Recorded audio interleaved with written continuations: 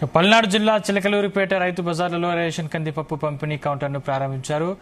ఈ కౌంటర్ను జిల్లా కలెక్టర్ అరుణ్ బాబు, స్థానిక ఎమ్మెల్యే ప్రత్తిపాటి పుల్లారావు ప్రారంభించారు.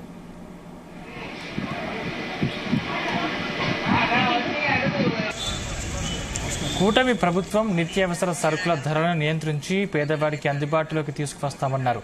ఇచ్చిన హామీ మేరకు నేడు ధరలను మొదటి దశ తగ్గించి మాట నిలబెట్టుకున్నామన్నారు ఎమ్మెల్యే ప్రత్తిపాటి పుల్లారావు.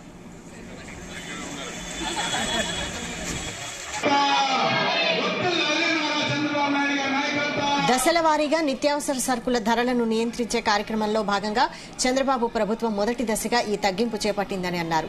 ప్రతి పేదవాడు కడుపు నిండా తిండి తినాలని, ఎవరు పస్తులు ఉండకూడదనే ఈ నిర్ణయం తీసుకున్నామన్నారు.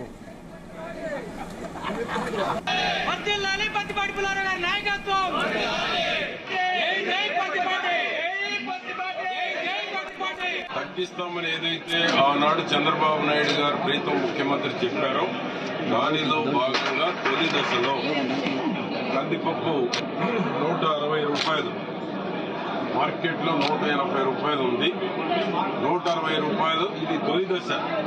దశల వారీగా తగ్గించేటువంటి ప్రయత్నం చంద్రబాబు గారి కూటమి ప్రభుత్వం నిర్ణయం తీసుకుంది.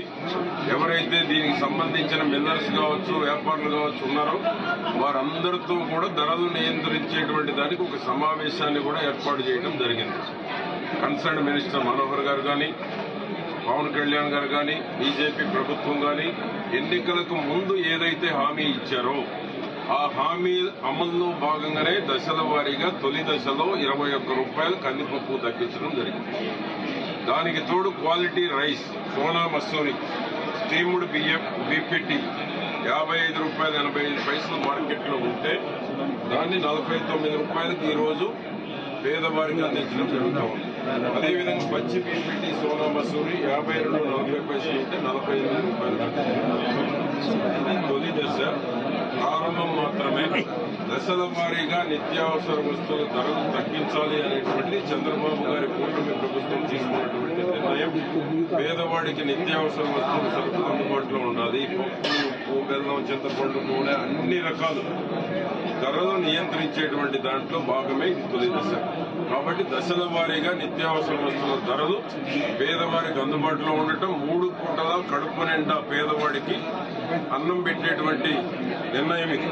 కాబట్టి చంద్రబాబు గారి ప్రభుత్వంలో ధరలు నియంత్రించడంతో పాటు పేదవాడు సంతోషంగా ఉండేటువంటి దానికి పథకాలు వచ్చిన నెల రోజుల్లోనే 10 రకాల సమస్యలు, 10 పథకాలు అమలు చేసినటువంటి ఘనత తెలుగుదేశం కూటమి ప్రభుత్వాన్ని చంద్రబాబు నాయుడు గారు.